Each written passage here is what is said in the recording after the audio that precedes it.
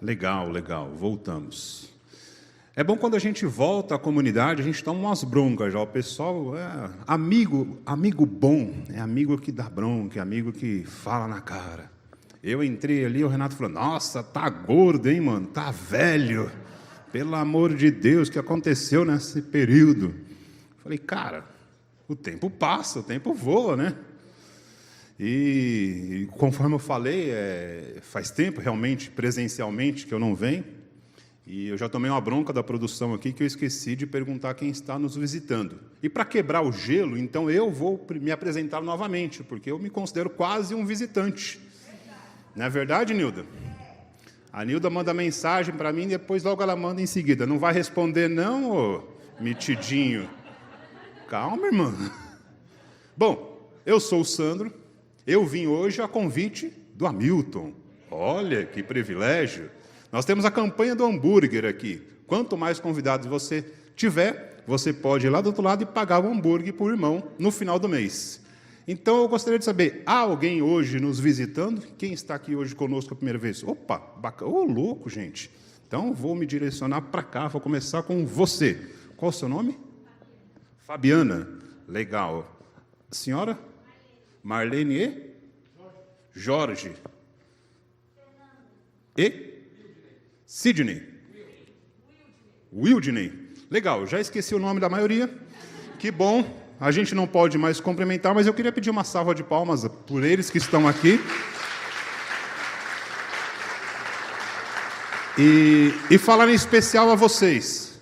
Tudo que acontecer aqui hoje, esqueçam. É bem melhor quando o Hamilton está aqui, tá? Vocês já devem ter visto, pelo menos na internet. Então, quem está aqui é só, como diz o Renato, o número 2, é o reserva. Eu estava lá, você pode pregar domingo? Meu amigo, tem um monte de coisa para fazer, relatório, faculdade, sacumé, né? Falei, então, não perguntei se você tem isso. Você pode pregar domingo? Tá bom, eu vou. Então, estou aqui. E a gente tem feito, aliás, o Hamilton tem feito esse estudo sobre o livro de Lucas, onde o tema é meu caro amigo. Meu caro amigo, por quê? Porque Lucas escreve o livro dele vamos ver se vocês estão antenados? A Teófilo. E o que quer dizer o nome Teófilo? Alguém sabe? Aqui é um jogral agora, vamos lá. Ninguém? Meu caro amigo, amigo de Deus, amado de Deus. Então o nome Teófilo tem esse significado, amigo de Deus. E Lucas, então, escreve o seu livro a Teófilo. Claro que não ficou única e exclusivamente com Teófilo. Que bom, nós hoje somos os Teófilos. Nós recebemos também o livro de Lucas e temos o livro de Lucas na nossa Bíblia disponível todos os dias. Então nós somos os Teófilos a quem Lucas escreveu os passos e a caminhada de Jesus.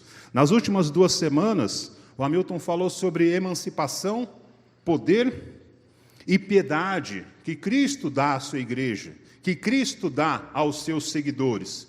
E hoje nós vamos dar continuidade a isso. Então, eu queria que você que trouxe a sua Bíblia, abrisse agora comigo, você que tem no seu smartphone, liga ela aí também, e nós vamos projetar aqui. Então, Lucas, capítulo 9, versículo 17 em diante.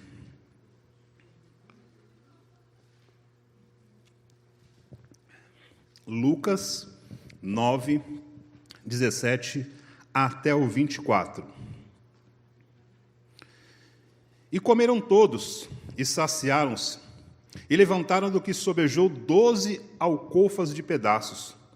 E aconteceu que, estando eles só orando, estavam com eles os discípulos, e perguntou-lhes, dizendo, quem diz a multidão que eu sou? E respondendo eles, disseram, João o Batista, outros, Elias, e outros que um dos antigos profetas que ressuscitou. E disse-lhes, e vós, quem dizeis que eu sou? E respondendo Pedro disse, o Cristo de Deus. E admoestando-os, mandou para que ninguém referissem isso, dizendo, é necessário que o Filho do Homem padeça muitas coisas, e seja rejeitado dos anciãos e dos escribas, e seja morto e ressuscite ao 3º dia. E dizia a todos, se alguém quer vir após mim, negue-se a si mesmo, tome cada dia a sua cruz e siga-me, porque qualquer que quiser salvar a sua vida, perdê-la-á, mas qualquer que por amor de mim perder a sua vida, a salvará. Senhor, consagramos mais uma vez diante do Senhor este tempo, esses minutos que passaremos aqui refletindo, falando sobre a sua palavra. Eu te peço agora que o teu Espírito Santo fale o coração de cada um, fale a mente de cada um, que não seja apenas a minha voz, mas seja o seu entendimento que vai entrar em nossos corações. Fala conosco, eu te peço agora, consagramos isso a ti, em nome de Jesus. Amém e amém. Nesse texto que a gente acaba de ler, na continuação desse estudo, dessa caminhada que a gente tem feito sobre o livro de Lucas, Jesus acabara de fazer aqui a multiplicação dos pães. Todos conhecem a história da multiplicação dos pães, havia ali pães e peixes, só que havia uma multidão muito maior do que aqueles pães e peixes disponíveis. E Jesus pergunta para os seus discípulos: o que temos de comer? Eles falam: tem aqui alguns pães, aqui alguns peixes. Então vá, distribua ao povo e deem a eles o que comer. Mas Jesus, o senhor não está entendendo, tem pouca comida. Tem uns irmãos aí que veio de longe, nem café tomou. Tem outros aí que está com mulher, com filho, com sobrinho. Tem um ali que, só na casa dele eu contei, onde eles estão ali sentados, são 7. Jesus falou: distribua. E a palavra fala que eles foram distribuindo os pães e os peixes, e as pessoas iam pegando, cada um conforme a sua necessidade, ia pegando, ia comendo. E no final ainda recolheram 12 cestos cheios de pães e de peixes. Os discípulos ficaram maravilhados. O povo não percebeu aquilo. O povo estava ali com fome, com necessidade, precisando se alimentar. Eles haviam caminhado um dia inteiro com Jesus, atrás de Jesus, esperando aquele momento que Jesus fosse falar com eles, mas veio uma necessidade física e natural que eles tinham e nós temos também hoje: fome. A gente sabe que a reunião da manhã é muito gostosa, mas quando vai chegando perto do fim, você fica pensando assim: meu Deus, não acaba logo porque eu quero comer. Eu já estou vislumbrando, profetizando que eu vou chegar na padaria, vai estar o frango pronto. Aqueles lá estavam na mesma coisa, só que eles não tinham essa oportunidade de uma padaria. Eles não tinham a casa da mãe, do amigo, da sogra, do sogro, com um churrasco. Eles não tinham deixado já o marmitex pronto, eles não tinham deixado nada. Eles estavam ali esperando que alguma coisa pudesse acontecer. E Jesus vai lá então e faz esse milagre, todos comem, todos ficam saciados. E os discípulos maravilhados, acho que um perguntando para o outro: meu, o que aconteceu? Você viu? Onde apareceu pão? Onde apareceu peixe? Não estou entendendo. E Jesus então começa a orar, eles se achegam próximo, e Jesus começa ali a ter uma conversa com eles. Quem é pai, quem é mãe aqui, quem é professor, quem é uma pessoa que tem liderança sobre outras, você vai entender esse tipo de analogia que eu vou fazer. Quando a gente caminha muito com alguém, a gente tem mais intimidade com aquele que está mais próximo de nós. E aquele que a gente caminha menos, a gente tem um pouco menos de intimidade. Então, há determinados assuntos que você pode falar com seu filho, que você pode falar com o seu amigo mais próximo, que você pode falar com aquela pessoa que trabalha com você na empresa há alguns anos, porque você tem intimidade e liberdade e aquela pessoa saberá ouvir a sua fala. Agora, tem outras pessoas que não são tão próximas ainda, que a gente tem que ter um outro tipo de discurso. Então, Jesus faz 2 perguntas simples aos discípulos. Vem cá, o que o povo está dizendo sobre mim? O que eles falam sobre mim?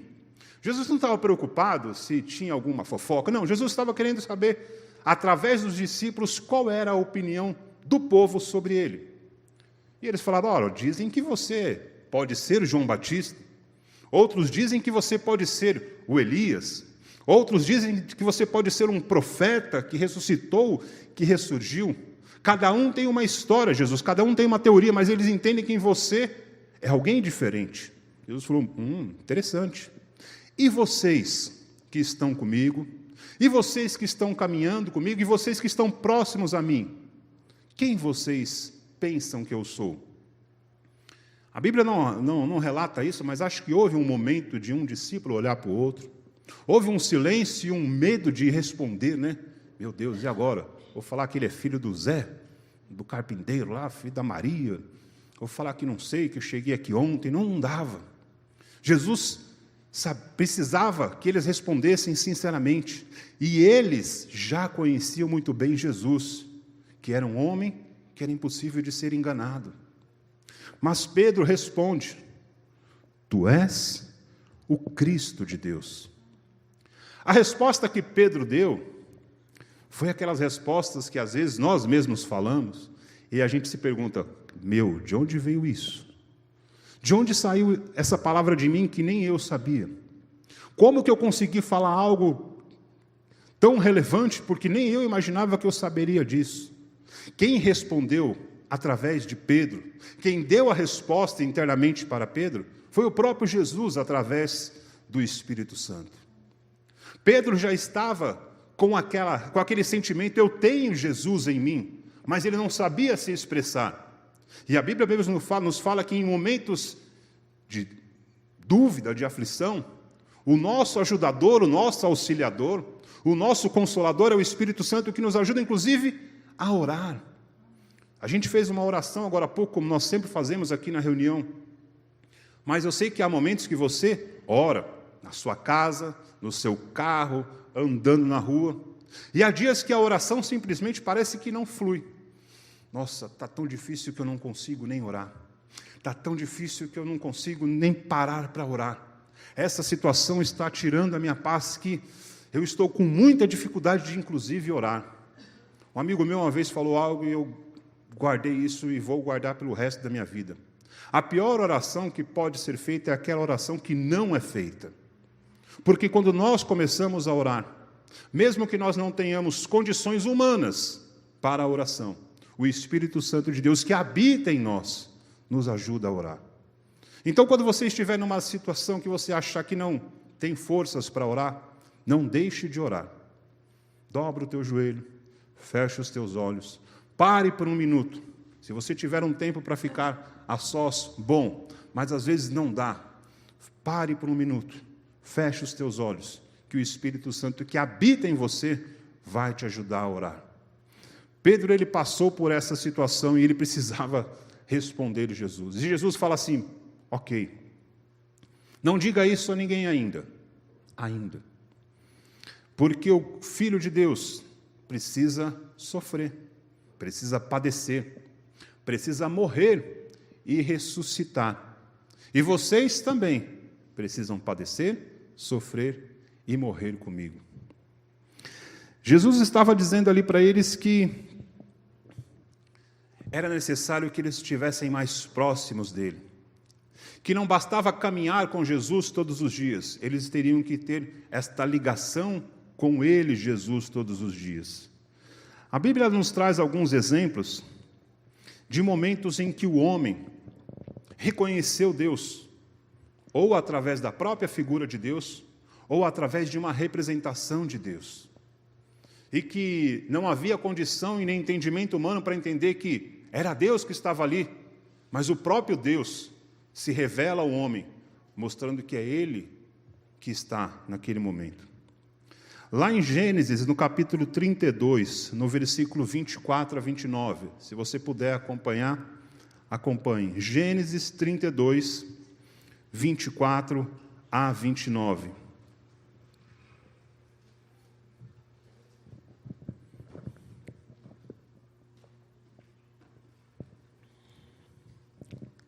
Gênesis 32, 24 diz assim: E Jacó ficou sozinho. Então veio um homem que se pôs a lutar com ele até o amanhecer. Quando o homem viu que não poderia dominá-lo, tocou-lhe na articulação da coxa de Jacó, de forma que deslocou a coxa enquanto lutavam. Então o homem disse: Deixe-me ir, pois o dia já desponta. Mas Jacó lhe respondeu: Não te deixarei ir, a não ser que me abençoes. O homem lhe perguntou: Qual é o seu nome? Jacó, respondeu ele. Então disse o homem: Seu nome não será mais Jacó, mas sim Israel, porque você lutou com Deus e com os homens e venceu. Prosseguiu Jacó: peço-te que te digas o teu nome. Mas ele respondeu: por que pergunta o meu nome? E o abençoou ali. Essa história de Jacó é muito conhecida. Está no primeiro livro, está em Gênesis. Quando a gente começa a querer ter uma intimidade com a Bíblia, a ler a Bíblia, a gente vai no início, vai em Gênesis. E eu fico imaginando, tentando trazer esse cenário à minha mente, de Jacó lutando com Deus. Ele não sabia que era Deus. Ele não sabia que estava ali um anjo de Deus. Ele não sabia que aquele homem representava a Deus naquele momento. Jacó era um homem daquela época criado com tudo isso. Ele precisava lutar. A luta era a sobrevivência do ser humano naquela época. Então ele luta ali com aquele homem a noite inteira. Eu não sei de onde ele tirou forças para lutar a noite inteira, mas ele suporta uma luta a noite inteira. E o anjo devia estar ali numa boa, né? Tranquilão, porque era o anjo. E Jacó ali lutando, o anjo falou: já deu, preciso ir embora, porque você sabe que não vai acontecer mais nada. E o Jacó fala: não, você não pode ir embora, você não pode ir embora assim. Anjo, por quê? Porque eu não posso passar uma noite inteira aqui e sair de mãos vazias. Então o anjo vai e pergunta: qual é o teu nome? Jacó. Então, já não é mais Jacó, agora é Israel. E ali, quando Jacó é tocado pelo anjo, e olha que ele lutou com o anjo a noite inteira, daquela maneira diferente, Jacó entendeu que quem estava ali não era um homem, não era simplesmente um anjo, mas era a presença verdadeira de Deus que estava naquele momento. Jacó passou a noite inteira lutando com Deus, mas só foi perceber no final que era Deus que estava ali. E este episódio nunca mais foi esquecido por Jacó. E quando você continua lendo a história de Jacó, que nós não vamos falar dela sobre hoje, você percebe que a vida de Jacó não foi apenas o seu nome que mudou. A história de Jacó mudou a partir daquele dia, porque sai o Jacó e nasce o Israel de Deus. Outro exemplo que a Bíblia nos dá são vários exemplos. Se a gente falasse aqui de todos, a gente não teria tempo suficiente nesse feriado. Mas outro exemplo, 2 Reis, capítulo 2, versículo 9 a 14. 2 Reis, capítulo 2, versículo 9 a 14.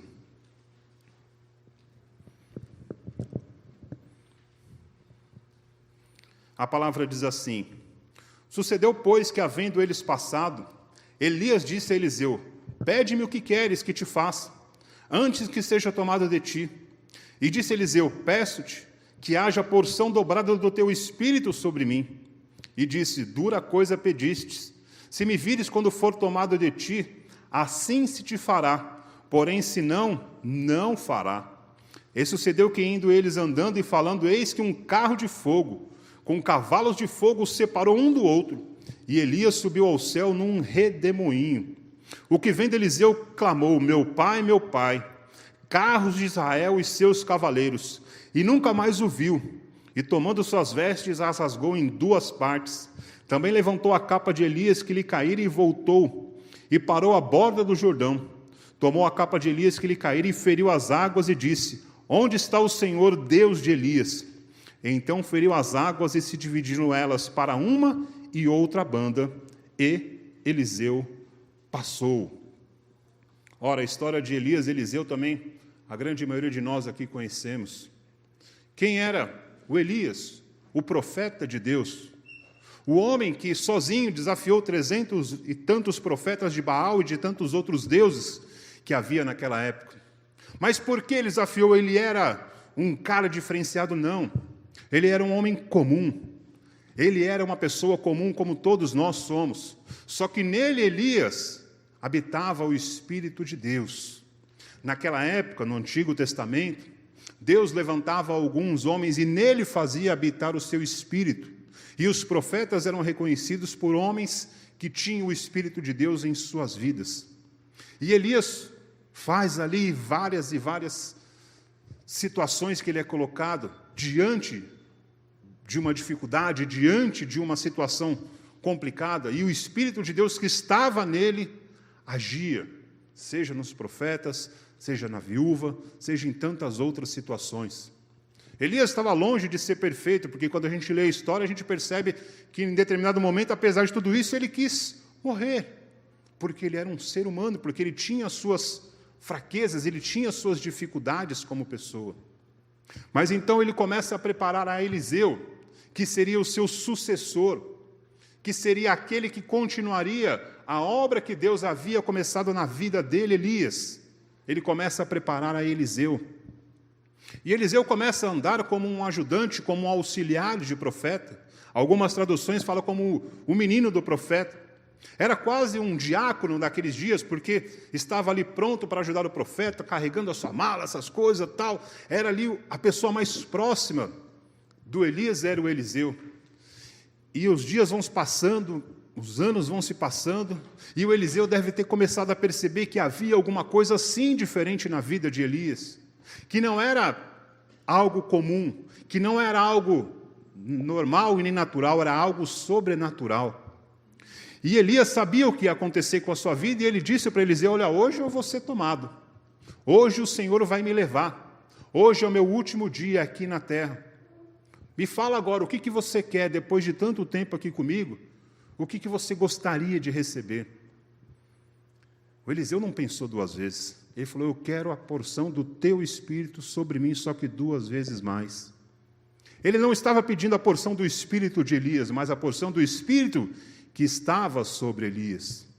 Quem era o Elias? Conforme a gente falou, no Antigo Testamento, neste contexto, o representante de Deus para aquele povo. E conforme a gente leu aqui o texto, aquilo aconteceu.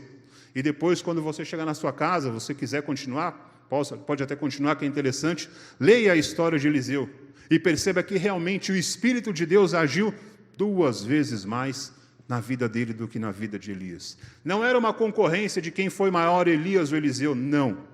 Não é isso que a gente está falando.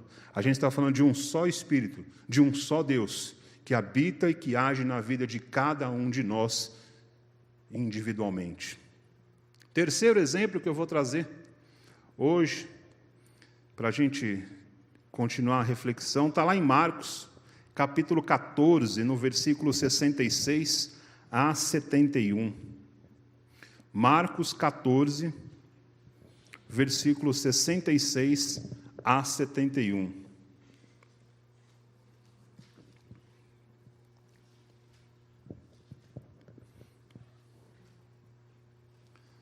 A palavra fala assim: estando Pedro embaixo no pátio, uma das criadas do sumo sacerdote passou por ali. Vendo Pedro a aquecer-se, olhou bem para ele e disse: você também estava com Jesus, o Nazareno.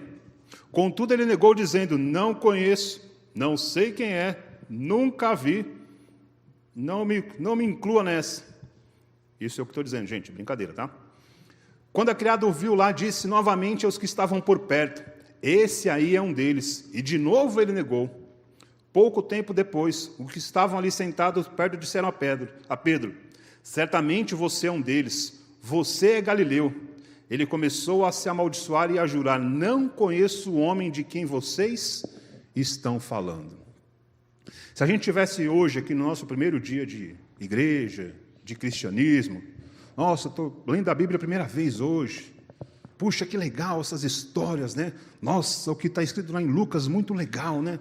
O Pedro vai lá e fala: você é o Filho de Deus, você é ungido de Deus, você é quem Deus escolheu, você veio aqui na terra, você é o Messias, o Salvador, eu estou contigo, estamos juntos, não vou largar de você, por o que der e vier, Jesus, conta comigo.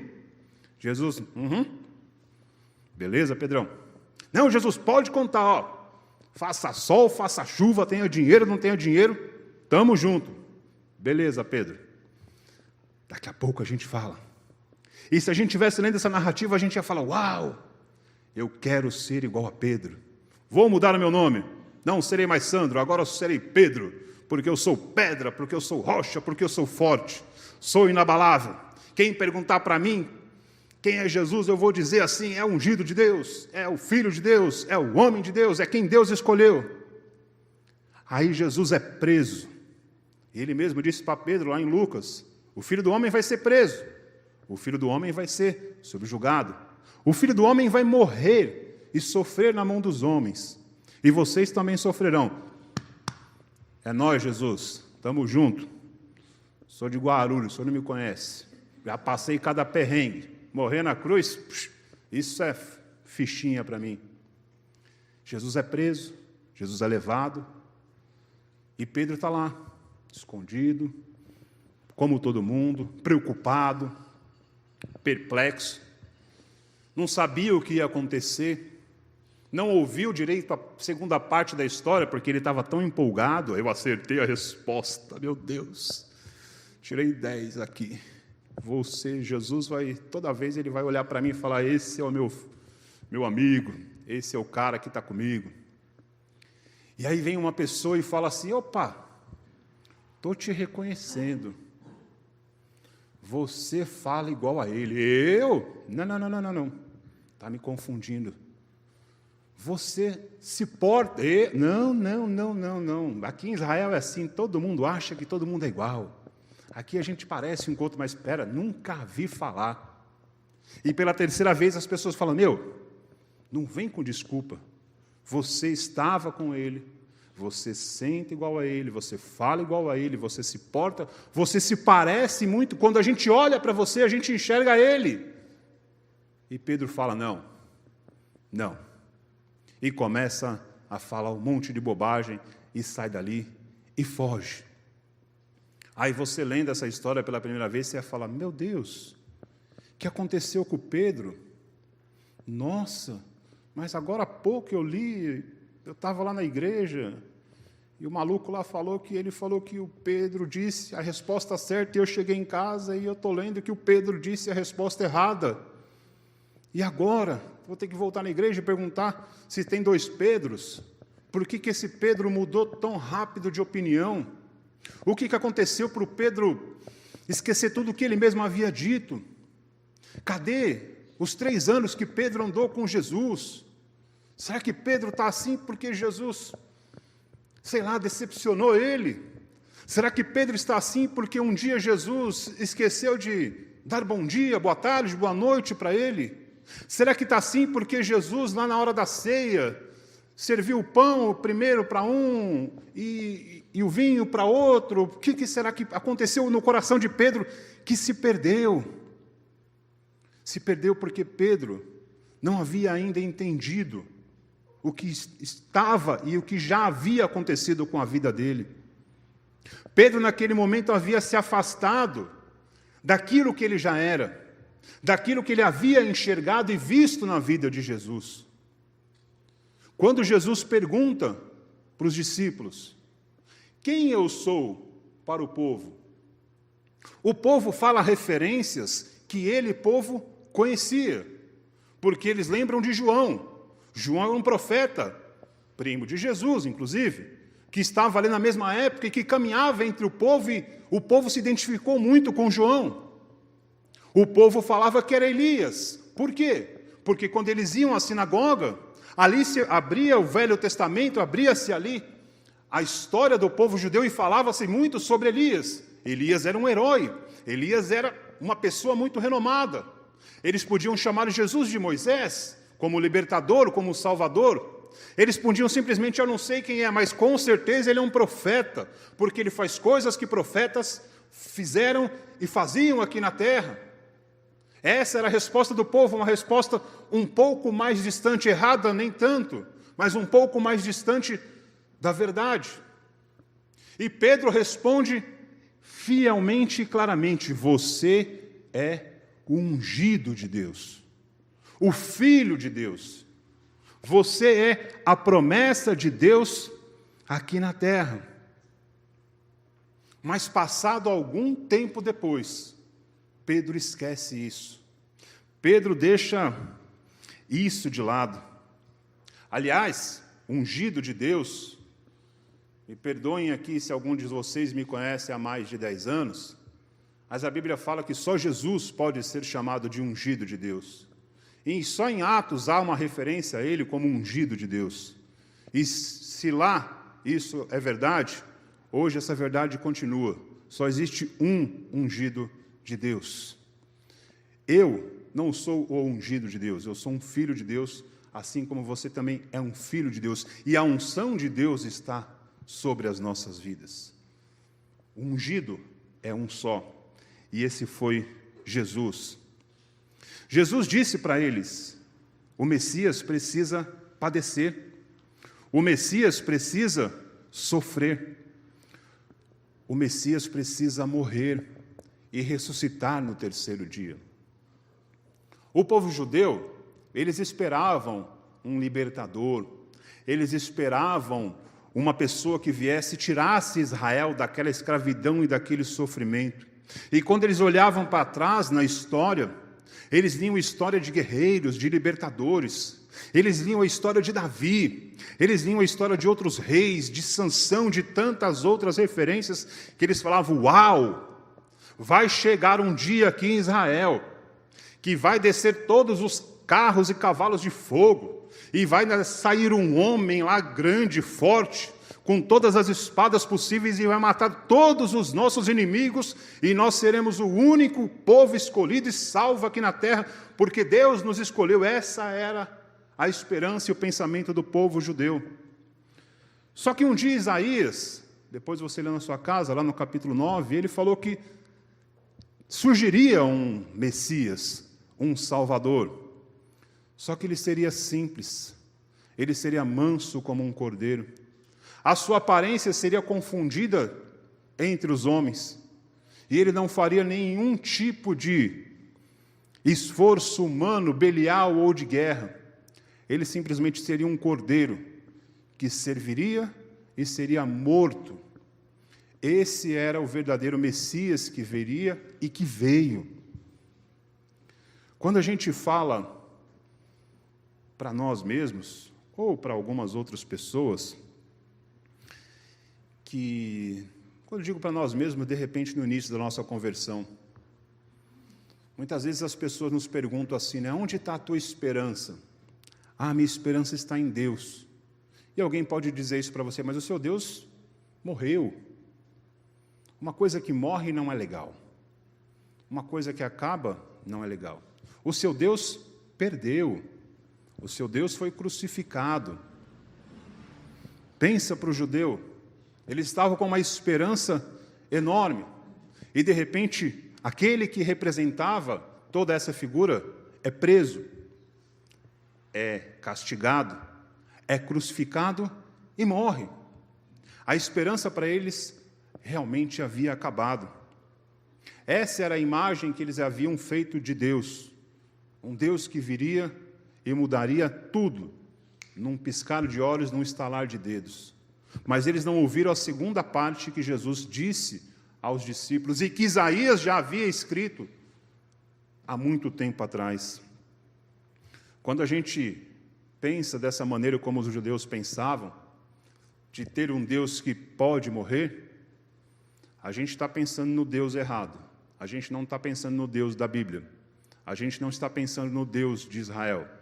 A gente não está pensando na figura de Jesus Cristo. A gente está pensando em outras coisas que podem sim acabar a qualquer momento.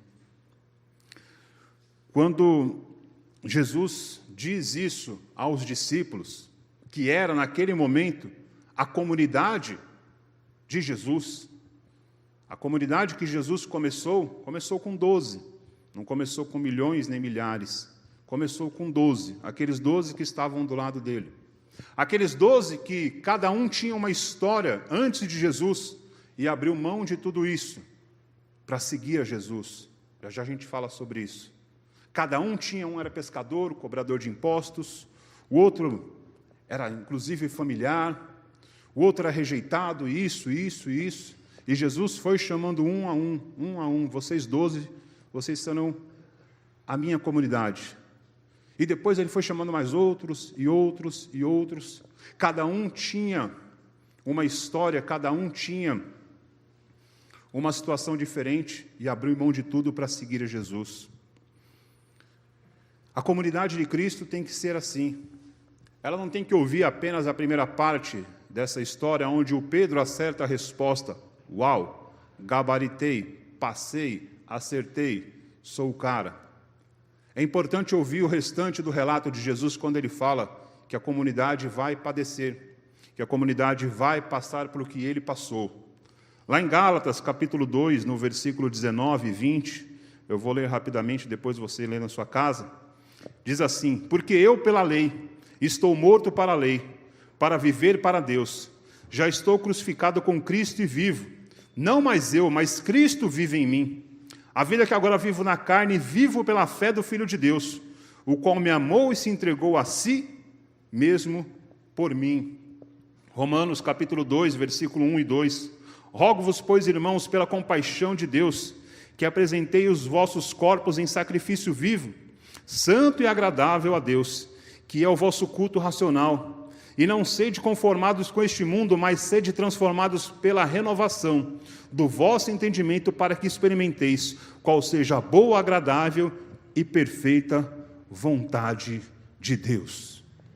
Nós fomos chamados para sermos cristãos, nós fomos chamados para andarmos com Jesus, nós fomos chamados para sermos igual a Ele. Você está dizendo que a gente vai ter que morrer? Sim. Não estou dizendo isso na literalidade, e não cometeria esse absurdo aqui jamais.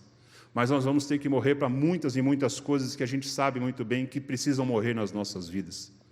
Nós vamos abrir mão de coisas nas nossas vidas, seguindo a Cristo, que de repente a gente entendia que eram as coisas mais importantes que nós tínhamos. Mas há determinadas situações que nós vamos ter que abrir mão, sim, para seguir a Cristo.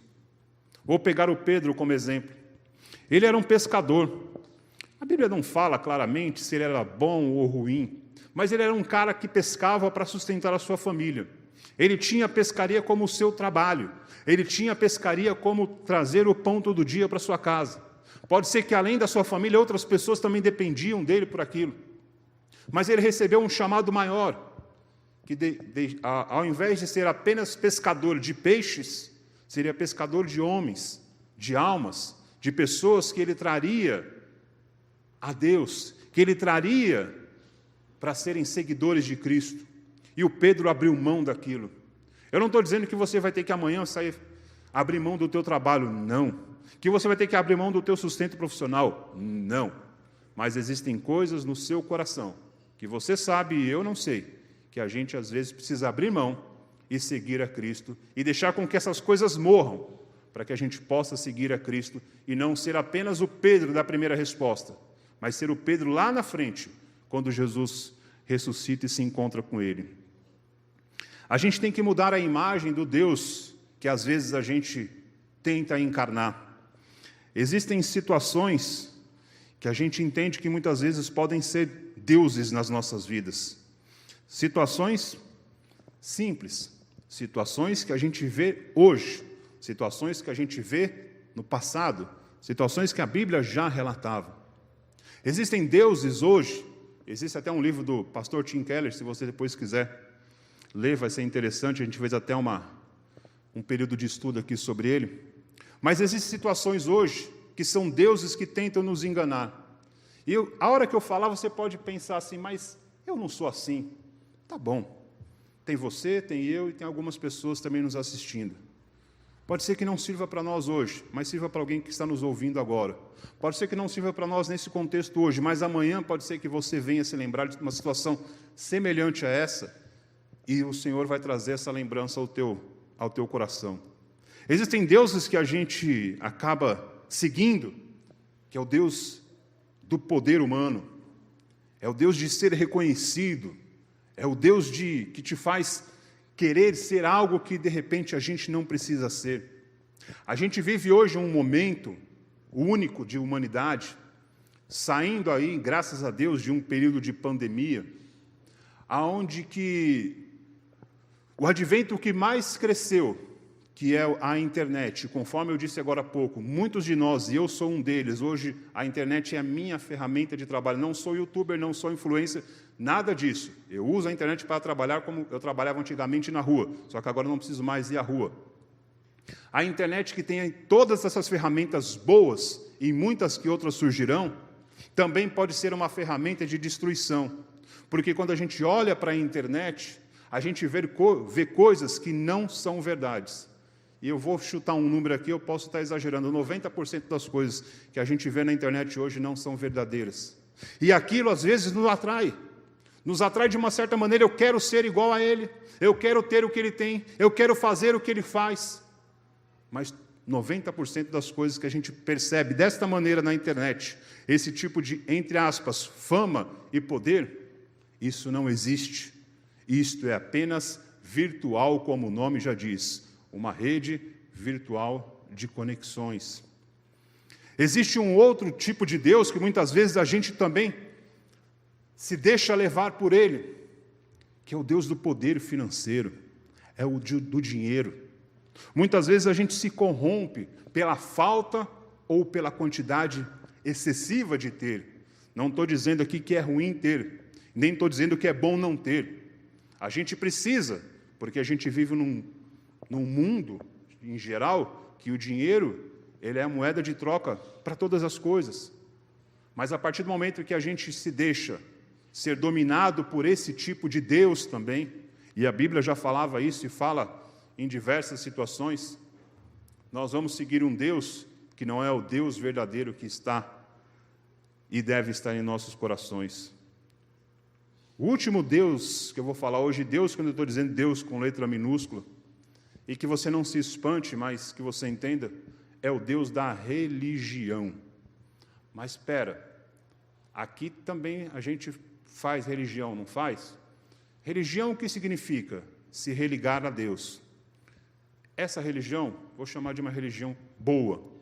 Jesus veio e fez essa religião verdadeira com todos. Nos religou a Deus. Mas existe uma outra religião que a gente conhece e sabe muito bem, que ela abusa, que ela entorpece, que ela vai até as últimas consequências, pelo desejo de 1, 2 ou 3, que ela faz daquilo que seria a boa religião, a má religião, para, vamos dizer dessa maneira, desvirtuar, nos desconectar com o verdadeiro Deus e nos conectar a uma religião falsa, uma religião humana, uma religião que pode até matar e destruir pessoas e famílias. Jesus estava dizendo para eles, vocês não podem ter esse tipo de religião. Jesus fez aquela pergunta mais próxima aos seus discípulos, porque ele entendia que os discípulos já estavam num momento de maior maturidade, que os discípulos já precisavam estar um pouco à frente dos demais. O povo ainda estava comendo as migalhas, vamos dizer assim. Os discípulos já estavam comendo um alimento mais sólido. Haveria um momento, e houve um momento, e hoje é esse momento, que não há mais distinção entre ser discípulo próximo e ser discípulo mais distante. Todos nós somos discípulos na mesma qualidade, na mesma proximidade e na mesma intimidade com Jesus. Hoje cabe para nós apenas a segunda pergunta. Quem é Jesus na sua vida? Você não precisa me responder. Você vai responder para você. O que representa Jesus na sua vida? Se Jesus te perguntasse hoje, não ao vivo, porque não dá, mas aí no teu coração, quem eu sou para você? O que as pessoas dizem de mim lá fora hoje? Você responderia tranquilamente. Mas ele diria, e você? O que você pensa que eu sou? O que você acredita que eu sou? A pergunta que eu te faria hoje, qual Deus que você está buscando? Qual Deus que você está desejando? Tirando esses exemplos que eu dei, são exemplos meus. Qual Deus que hoje você está verdadeiramente buscando?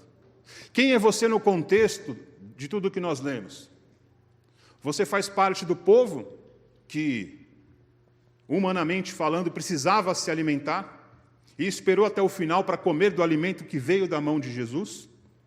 Você faz parte do povo que, além de se alimentar, não foi embora para casa depois, mas continuou ali? Você faz parte do povo que se alimentou, continuou ali, respondeu as duas perguntas de Jesus, mas no primeiro momento de dificuldade, deu um passo para trás porque você teve medo de dizer quem você era e quem Jesus era principalmente? Ou hoje você faz parte do povo que padeceu por tudo isso, que morreu com Cristo, que abriu mão de muitas coisas por Ele, mas também ressuscitou, e hoje é uma nova criatura, lavada e remida no sangue de Jesus. Quem é você hoje? Se eu tivesse um espelho, eu faria essa mesma pergunta, mas eu vou fazer agora. Quem é você hoje? Porque essa pergunta é para mim também. Essa pergunta é para você. Essa pergunta a gente tem que se perguntar todos os dias. Não como lá o Hamlet. Quem eu sou? Sei lá se é o Hamlet que fala isso. É o Hamlet? Professores de português. Quem eu sou? Onde estou? Me ajuda, gente. Sou meio tapado. Não é o Hamlet que fala isso, né? Vamos falar que é o Chaves, então, que fala isso. Tá mais perto da gente. Quem eu sou? Aonde eu estou? Para onde eu vou? A gente poderia fazer essa pergunta todos os dias, e seria muito interessante a gente responder com sinceridade. Quem eu sou? Para onde eu vou? Qual Deus que eu estou desejando de verdade? Qual Deus que eu quero seguir? Qual é a minha identidade com Jesus? Quem é o Jesus que eu tenho desejado? Eu não vou ler o texto, mas vocês conhecem a história e depois você lê na sua casa. Jesus morreu, Jesus foi enterrado, e no terceiro dia ele ressurgiu, e ele começou então a aparecer para o povo, para os discípulos, e ele começou a ter alguns momentos com os seus discípulos, e de novo ele se encontra com esse cara aqui, esse cara chamado Pedro, o que respondeu a pergunta, passou. O que nega Jesus, balançou. O que, quando Jesus foi preso, tirou uma espada e cortou a orelha de um soldado. O que, quando se reencontra com Jesus na praia, de tão fora de si que ele estava, ele arranca a própria roupa e fica nu. Jesus chega para ele e fala assim: Pedro, chega aí. Fala, Jesus. Pedro, vou te perguntar uma coisa. Pode falar, Jesus. Ele já estava esperto, ele falou: mano, eu sei. Respondeu na lata, Jesus já fica pianinho e tudo fica bem. Pedro, fala, Jesus. Se fosse hoje, como a gente fala na gíria, fala, pai. Brincadeira, gente, escapa. Mas ele não deixa de ser o nosso pai. Pedro, fala, Senhor, tu me amas? É claro que eu te amo, Senhor. Um abraço aqui. Legal. Vai lá, apacenta as minhas ovelhas. Pedro, ô Jesus, deixa eu te fazer outra pergunta. O que será que ele esqueceu? Tu me amas? Senhor, te amo, acabei de responder, vem cá, dá outro abraço. Está carente, ficou sozinho, né? 3 dias. Vem cá, dá um abração. Pedrão, chegado. Beleza, Pedro? Apacenta as minhas ovelhas. Pedro! Aí gelou. Aí vocês vão entender. Quem é daqui de Guarulhos, principalmente, eu não nasci aqui, mas fui criado aqui. Sabe quando a mãe, a professora, a tia brava chama você pelo nome inteiro? José Henrique dos Santos. Você fala, mano, apanhei, porque foi para não errar.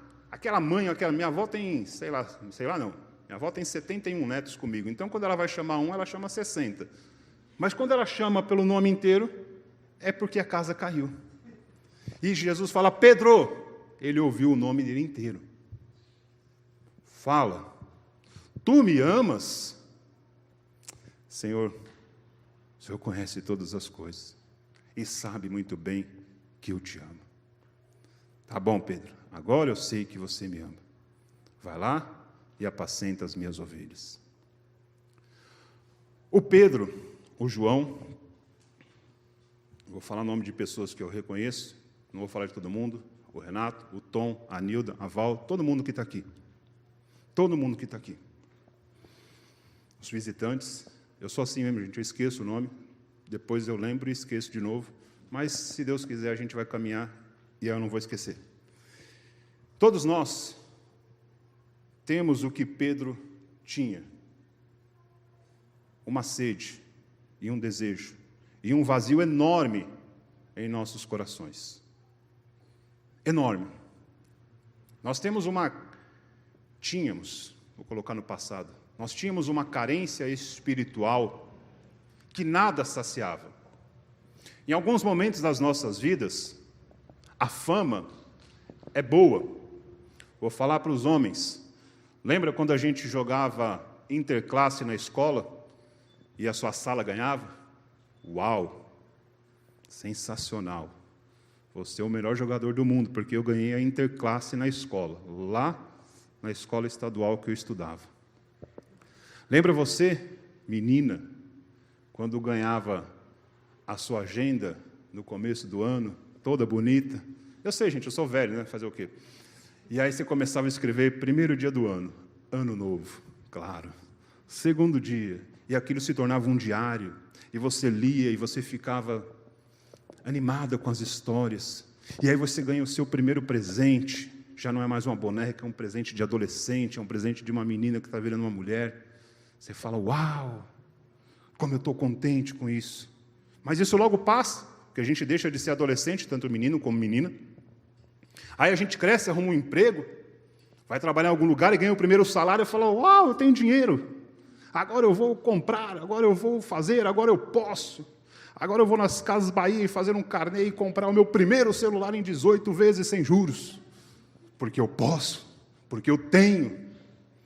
Aí você cresce mais um pouco, compra um carro, uma casa, é reconhecido, tem fama, cresce profissionalmente, estuda, faz uma faculdade, uma pós, um mestrado, um doutorado, um pós-doc. Uau, você se torna a pessoa mais importante do seu meio. Mas lá no fundo, você fala, puxa vida, mas está faltando alguma coisa ainda, o que será? Será que é o carro que eu tenho que trocar? Que eu enjoei do branco, agora eu quero um amarelo? Será que eu tenho que ir no shopping comprar roupas novas? Será que eu tenho que fazer uma viagem para um local que eu não conheço ainda?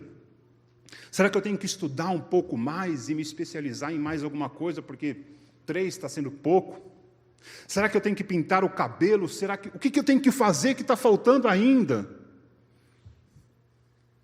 O Pedro, ele era um pescador.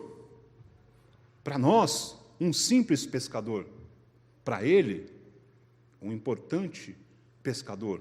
Para o povo daquela época, uma importantíssima função que existia. Ele abre mão daquilo. Porque quando ele vê Jesus, quando ele começa a caminhar com Jesus, quando ele começa a andar com Jesus, ele se identifica com Jesus. Por isso que quando Jesus está lá preso, as pessoas olham para ele e falam, sem chance, você é a cara dele. O marido e a esposa, quando se casam, podem ser fisicamente completamente diferentes. Mas quando o marido chega sozinho em algum lugar, alguém fala, cadê sua esposa? Parece que está faltando alguma coisa. Cadê seu marido? Parece que está... O que está faltando em você? É o meu companheiro, a minha companheira. Ah, verdade. A gente começa a pegar semelhança um do outro. Amigos que são próximos, a mesma coisa. Um começa a falar de um jeito, e você, sem perceber, você vai lá e imita ele, e de repente, você e seu amigo estão brincando igual. Eu morei no Paraná, e quando eu ligava para São Paulo, o pessoal virou paranaense, eu falei, olha aqui, por quê? Não sei, não acho que não. A gente começa a pegar jeitos, a gente começa a ficar parecido com quem a gente tem intimidade, com quem a gente anda, com quem a gente está próximo. E quando a gente tem intimidade, quando a gente está próximo, quando a gente é parecido com a outra pessoa, basta o olhar do outro para saber se você, naquele momento, está feliz ou se não está feliz. Se naquele momento você está precisando ou não está precisando de alguma coisa. Jesus olhava para os seus discípulos e para todo o povo, e o povo não precisava dizer, porque Jesus conhecia o coração de cada um. Mas, além disso, Jesus tinha com eles essa intimidade de olhar e saber o que estava passando no coração de cada um deles. E o Pedro, quando ele é 3 vezes questionado pelo Senhor, na terceira, ele se deixou entender. Ele entendeu muito bem na primeira, sim, mas ele tentou dar uma desperta. Na segunda, ele falou, meu Deus, está apertando. Na terceira, ele viu que não tinha jeito, porque ele conhecia Jesus. Ele sabia onde Jesus queria chegar com ele naquele momento. Não era mais um bate-papo depois de uma refeição. Não era mais um momento de descontração qualquer. Era um momento que Jesus queria mudar completamente a história da vida do Pedro, porque já havia chegado aquele momento. Hoje é um domingo, mais um domingo de Deus nas nossas vidas. É o primeiro domingo do mês, ok. Não tem nada de especial hoje, gente. Aliás, hoje é outubro ainda, né? Vocês também, eu estou falando que é novembro, ó. Falei na hora da oferta, ninguém me corrigiu, agora que eu... Pois é. Então hoje é o último dia do mês de outubro. Dia comum, nada em especial. Se for o teu aniversário, parabéns. Deus te abençoe. Não sei se é. Se não, é mais um dia comum. Se você está de folga neste feriado, legal, você vai descansar, você vai colocar as coisas em dia, você vai pintar aquela parede, arrumar aquele portão. Se não, é nada demais. É um dia como um outro. Mas é um dia que eu gostaria que, de repente, você pudesse refletir sobre isso. Pudesse trazer o que a gente leu lá em Lucas 9, 17 a 24. Lembrar da multiplicação dos pães, legal, Jesus faz milagre. Fez milagre lá, faz milagre hoje e fará milagre amanhã. Porque Ele é um Deus que pode fazer milagres. Aqueles discípulos estavam ali por milagres, o povo também estava ali por milagres, o povo foi embora logo. Jesus chama os seus discípulos, começa a ter uma conversa mais íntima com eles e diz a eles tudo o que vai acontecer. E no final das contas, quem sobraram foram os discípulos. Sim, os discípulos não deixaram de estar com Jesus. Pedro negou, Pedro errou, Pedro exagerou, Pedro vacilou, mas ele não abandonou Jesus. Ele não voltou a ser pescador. Quando ele estava lá pescando é porque ele estava meio perdido. E é o momento que a gente fica meio perdido mesmo. E ele viu Jesus ali, sei lá, deu um piripaque na cabeça dele. Ele reagiu do jeito que ele achou que tinha que reagir. Eu não pesquei nada. Jesus vai lá, lança a rede de novo, que agora você vai pescar. Mas quando Jesus chama ele e fala, Pedro, eu sei que você tem uma sede, um desejo e uma necessidade que nada pode saciar. E essa necessidade só eu posso saciar. Jesus então sobe aos céus e hoje está sentado ao lado do Pai. E nós estamos aqui porque Ele subiu, mas Ele deixou aqui o seu Espírito, o Espírito Santo de Deus, que é o Consolador, que é o nosso ajudador, que é o nosso amigo e o nosso companheiro para toda e qualquer situação. Quando Lucas escreve isso a Teófilo, ele quis dizer, Teófilo, tudo isso aconteceu. Todas essas coisas foram verdades. Jesus nos pressionou, nos fez responder coisas iguais a essas e até mais íntimas.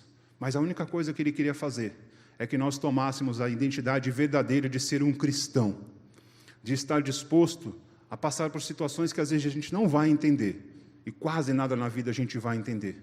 Mas saber que em todas essas situações, sem nenhuma sendo excluída, em todas, o Senhor estará ali conosco. E nós queremos ter essa identidade que Ele nos deixou. Nós não queremos ser parecidos com Cristo fisicamente, porque não dá. A gente não sabe como foi e como é a aparência de Cristo hoje, humanamente falando. Mas a gente sabe como que é a aparência de Cristo espiritualmente falando. Você não está numa comunidade cristã diferente de nenhuma outra. É mais uma comunidade cristã, que Deus abre a porta, que Deus dá a oportunidade de nós entrarmos aqui e começarmos a aprender, dia após dia, o que é caminhar com Cristo, o que é padecer com Cristo, o que é morrer com Cristo, mas principalmente o que é ressuscitar com Ele todos os dias das nossas vidas. A gente acorda pecador, a gente vive pecador, a gente dorme pecador, mas a gente, no dia seguinte, é ressuscitado, renovado, lavado e remido novamente pelo sangue de Jesus. E assim serão todos os dias, até a volta dele, que ele vai vir buscar a sua igreja, a igreja que ele mesmo está preparando. Amém? Então eu queria que você aplaudisse ao Senhor.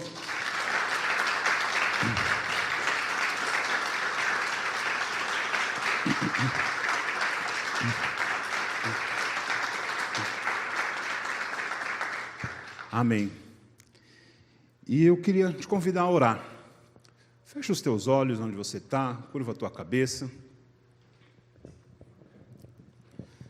Eu sei que você veio hoje à igreja, a gente chama de comunidade, mas é a igreja, é a comunidade de Cristo. Você saiu da sua casa com as suas expectativas, pensamentos, desejos, dúvidas. E você falou, vou à igreja, vou àquela igreja lá que eu já estou seguindo, que eu já estou acompanhando, vou à igreja que eu já faço parte há alguns anos, vou àquela igreja pela primeira vez que alguém me convidou, que alguém me mostrou, que eu vi na internet, que eu reconheci as pessoas que lá estão, o pastor, os músicos, puxa, achei legal, vou lá.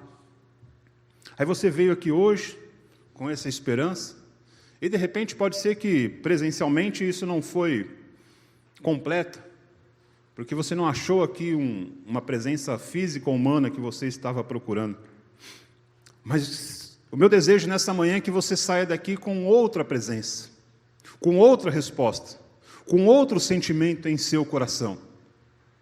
Que Cristo está aqui, que o ungido de Deus te trouxe aqui nesta manhã, para que você entendesse, para que você recebesse em seu coração, para que você tivesse a certeza no teu espírito, que o Espírito Santo do Senhor, que o próprio Deus, está contigo em todo e qualquer momento.